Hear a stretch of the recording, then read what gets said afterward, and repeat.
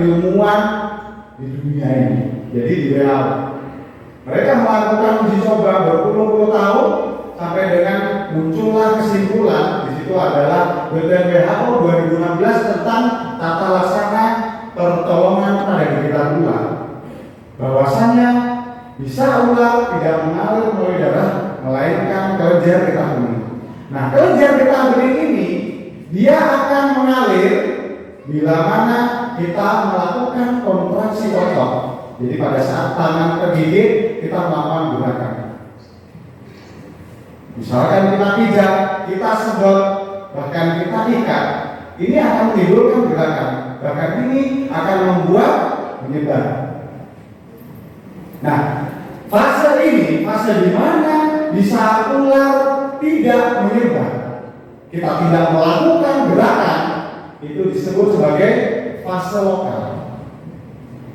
Jadi fase di mana kita pada saat tergigit tidak melakukan gerakan disebut fase lokal. Kemudian bila mana kita terlalu banyak gerak, kemudian kayak Bapak mungkin disedot atau dipijat-pijat, maka itu disebut fase sistemik.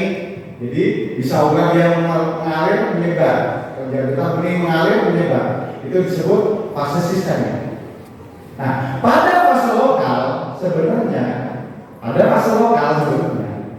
dia akan sembuh tanpa pertolongan anti bisa. Jadi dia akan sembuh dengan sendirinya. Dia akan dibuang oleh imun tubuh kita. Jadi imun kita ini sudah kuat, sudah bisa membuang dia. Tidak perlu anti bisa. Toh anti bisa yang ada di Indonesia itu hanya ada satu. Hanya ada satu jenis di Indonesia. Baru mampu membuat satu jenis anti bisa yang hanya digunakan untuk 3 jenis ular, yaitu Najas putatik atau kobra Jawa, Rhodostoma atau ular ranjau barat atau gibu, kemudian Gumarus fasciatus atau ulang, hanya ular itu saja. Selebihnya ada 77 jenis ular yang berbisa di Indonesia. Nah, hanya 3 saja, ada 74 jenis dia tidak memiliki anti bisa. Nah, ini suatu hal yang sangat mencekam miris, saya bilang. Nah, maka disinilah pengetahuan ini penting. Pengetahuan bagaimana caranya bila mana kita tergigit ular, terutama adalah ular berbisa. Bahwasanya nanti bisa ular itu pada saat dia menggigit disuntikan ke dalam tubuh kita, maka dia tidak akan mengalir bila mana kita tidak melakukan kontraksi otot. Disebut dengan fase lokal dan ini akan sembuh dengan sendiri. Saya minta sukarelawan dari Salos 2 dari Bapak atau Ibu yang di sini 1 orang sebagai korban. Tidak digigitkan, tapi kita akan memperlihatkan caranya bila mana tergigit ular. Silakan maju. Minta 1 orang sukarelawan. Monggo. Monggo relawan. Monggo. Tidak digigitkan cuma untuk praktek. Hanya untuk praktek. Cuma untuk praktek saja. Monggo, Bapak.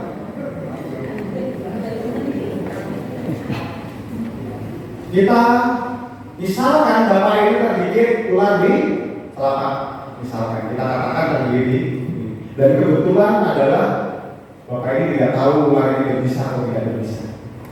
Yang terpenting pertama kali yang dilakukan Bapak ini adalah bukan menangis, bukan panik, tapi tetap tenang. Berdoa aja yuk. Kemudian kita pertolongan temannya, mungkin karena temannya ini adalah sama-sama di sini sudah teredukasi, sehingga nanti bisa menolong. Yang dilakukan adalah tenang, cari tempat yang enak. Mungkin di situ ada bawah pohon, jadi jangan sampai nanti di tempat panas, nanti meninggalnya karena dehidrasi. Jadi cari tempat yang enak, yang teduh. Kemudian bila mana tidak perlu di sini aja. Di atas? Bila mana di sini aja, Pak. Bila mana misalnya ada rentetan tidak, mungkin di pohon atau di tembok.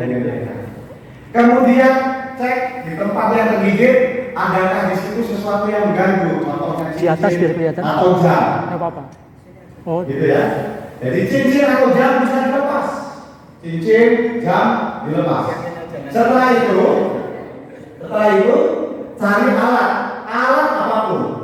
Jadi alatnya adalah alat apapun. Tidak perlu harus sama dengan yang Excellos punya. Bisa dengan bambu, bisa dengan kayu. Kemudian lakukan pembidayaan. Di sini yang begini di sini Pak. Ayo ke sini. Sudah digigit tadi. Nah, jadi lakukan pembidayaan.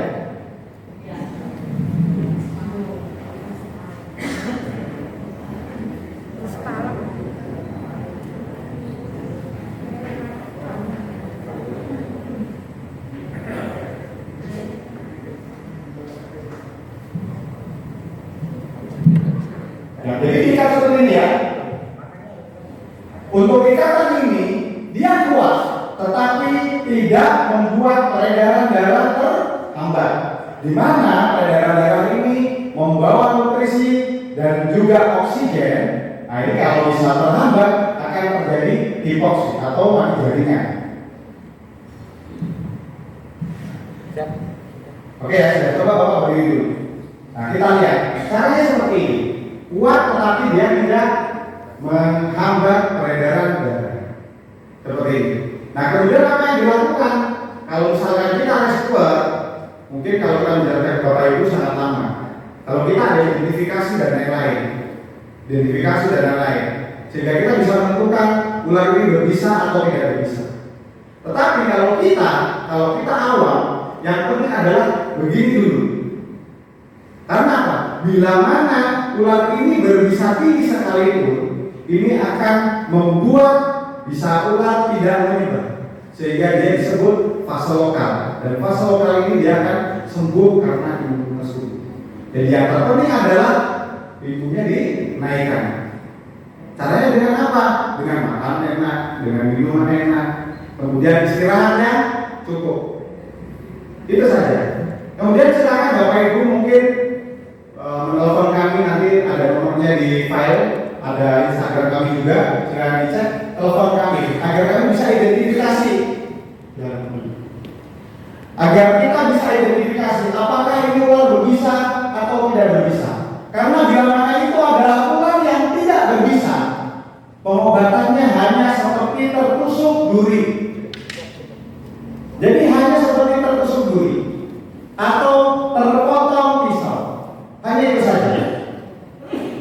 Jadi istilahnya kita tergigit ular yang mayoritas ular adalah ular yang tidak berbahaya bagi manusia, hanya seperti tertusuk duri atau terpotong pisau. Bersihkan saja, kasih semprotan, kasih betadine cukup.